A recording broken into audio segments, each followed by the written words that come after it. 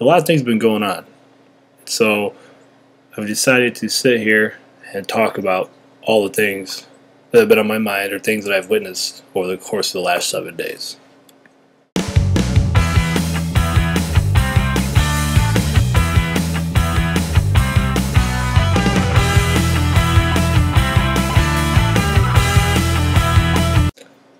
To start with, I was at the AMAs, which I know was last week, and this is probably already old news, but I thoroughly enjoyed Adam Lambert falling.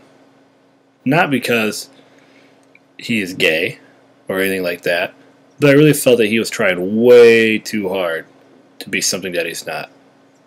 And therefore, I appreciate the fact that he fell down. I also thought it was quite humorous that J-Lo said that her fall was planned and part of the show. Give me a break. Seriously, who plans to fall when jumping? Nobody. No one, especially J-Lo. Thanksgiving is come and gone, but I had a couple ideas and thoughts from Thanksgiving. The first being, did anybody go on the internet and watch the classic Adam Sandler song, the Turkey Song? If not, you may want to check it out. I'll provide a link down below in the video, but this is definitely a song worth watching. I completely forgot all about it, and I forgot how enjoyable it was. I was also getting a little tired of people asking me what in the world I was doing for Thanksgiving. So I just started telling them, darn it, don't you know on Thanksgiving I'm going trick-or-treating? No, give me some candy. Did you know the black box on the airplane is actually blaze orange? And therefore, they make it that color to make it easier to find when there is a crash and that to go through all the wreckage? See, I told you this was going to be random. A new song has been stuck in my head. Well, it's not really a new song. It's been around.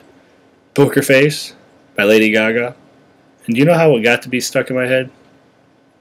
My mom and dad came for Thanksgiving to see the kids, and my dad was singing it while we were trying to fix the toilet. I don't know.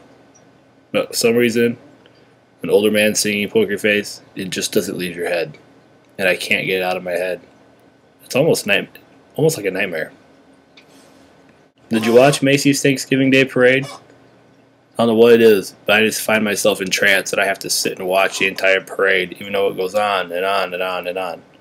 But you know one thing that I never think about until they talked about it was that in 1942 the parade was canceled because of World War II. And the reason they didn't have the parade was because they were reducing the use of rubber, which was being used in a lot of the military supplies at that time. Makes you stop and think about, really, we've got it pretty good considering all the negativity about things going on in the world right now. Speaking of weird things, what's going on with Tiger Woods? Was it a car accident? Did his wife really scratch his face with her nails and didn't chase him with the golf club? Was he on painkillers? Man, there's all these rumors going on, and I'm sure by the time some of you see this, the truth will be out. I hate to see this because he's one of the few athletes that actually had a good, clean image that we could look up to. I think we're getting to a point in society where we just can't really look up to any athletes anymore because you feel like at any point in time they're going to disappoint you. I hope it turns out to be all right, but when you crash into a tree and a telephone pole out of your driveway and you have painkillers,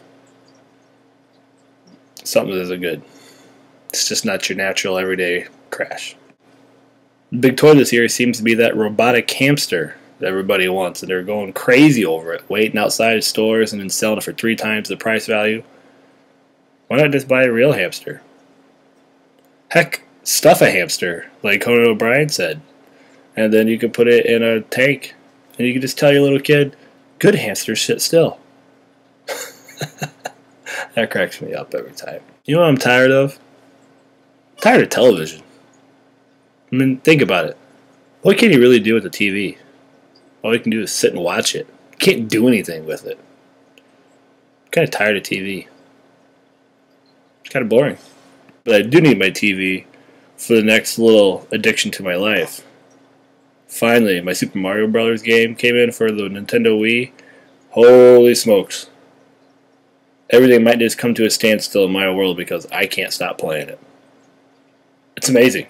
They made the old classic 2D platform where Mario runs across the screen. Amazing. That's all I can say. Pure genius. And I can't stop playing. except for when my controller batteries die and I have to recharge them. Moving on with the word amazing, how about the people who crashed the White House? Now they're going to press charges because they actually got in? I think they should get like a reward or something for getting in, getting past security. I mean, had they got caught, there wouldn't be a penalty. There wouldn't be a crime or anything like that. It would have been like, you're not allowed in the party. Sorry, we'll see you later. But the fact that they got in, now they're going to press charges? I think that's wrong. It's not right. It's the White House security's problem that they got in. They should get like a gift card or, a year's supply of something because they just let the White House security know that they're not very good. You know who's back in the limelight that hasn't been around since I was little? And for some reason, I find him extremely funny for some odd, weird way. Pee Wee Herman. I've seen him on Conan. I've seen him on the Jay Leno show. And that guy just cracks me up because he's so cheesy. I don't know what the word is. But anyways, I'm posting a link to his website down below because I used to watch that Pee Wee's Playhouse all the time. I always wanted a room like that. It's amazing. But anyways, you go to his website and you actually watch his special show. He's showing it for free, one of his TV specials. And it's an amazing website. It's pretty cool. So check it out. Pee Wee's back. Got a really bad joke for you. Here it is. What did 0 say to 8? You don't know. 0 said to 8, hey, nice belt. Why is it that after you cram your body in every single free space in your stomach with food on Thanksgiving Day, and you sit there on the couch afterwards and you say to yourself or everybody else, I'm not going to eat again for a week or a month or a year, whatever phrase you use. The very next day you wake up and you find yourself eating more than what you did on Thanksgiving Day. I don't get it. How can you consume so much during a 2-day time period? I couldn't eat like I do on Thanksgiving. Say like tomorrow I try to do it. I wouldn't be able to pull it off. There's something magical aura or magical power around that time frame that just allows you to eat. And it's quite disgusting if you think about it. Down below there's a link. You have to check it out. It's titled, What Cereal Should I Eat? And it's this huge diagram to figure out what cereal you should possibly eat based on your own thoughts, ideas, cravings. It is the coolest layout ever. You've got to look at it. And why don't you go ahead and post down below your comments of what cereal it is that you came across that you were going to eat. I honestly say I've eaten every single cereal on that chart except for Urkelos, the one called Quisp, and I think there's another one in there. Oh, the C-3PO cereal. Haven't had that one either. Does anybody remember the Nintendo cereal?